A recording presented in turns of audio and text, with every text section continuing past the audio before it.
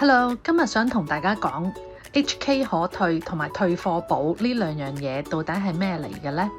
如果大家有喺淘寶嗰度買開嘢嘅話呢，應該都會見到有無數咁多個唔同嘅 label 嘅。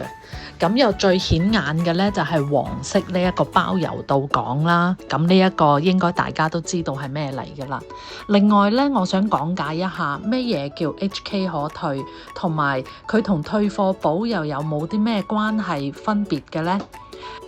？HK 可退咧，舊陣時咧叫 HK 本地退啊，佢只不過咧係話俾你聽，佢支援咧喺香港本地嗰度退貨，即係話你唔使咧人肉將件貨拎住上去大陸嗰度咧去退嘅。咁你喺收貨嘅15日之內去申請退貨嘅話咧，就可以將個貨物咧交俾菜鳥嘅嗰啲驛站啦，或者係預約上門取件啦。咁呢一個咧平台驗貨之後咧就會直接退款㗎啦，就唔使你自己咧去寄翻去中國大陸賣家嗰個地址。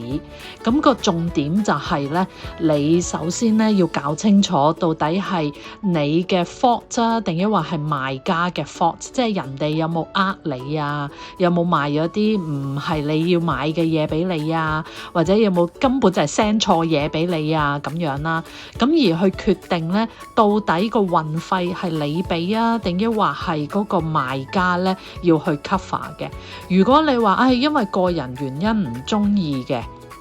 或者嚟到個樣都唔啱嘅咁就你自己要負責翻個運費噶啦。如果佢根本嚟到咧，佢明明話係羊毛嚟到，原來係普通嘅線衫咁咧，你就可以要求咧係賣家咧去負責個運費嘅。但係 in any case 都好咧，係佢可以 support 咧，你喺香港交翻俾菜鳥咧去退貨嘅。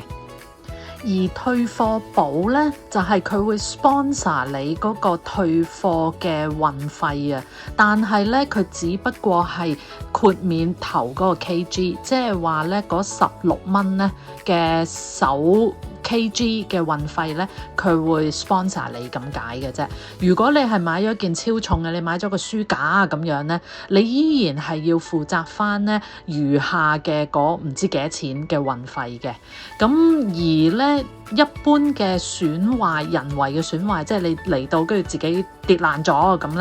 咧就係唔包嘅。大家有冇問題呢？多謝大家收睇。如果有問題嘅話呢，就留言再問我啦，我會幫大家呢好細心去講解嘅。今集係咁多先啦，拜拜。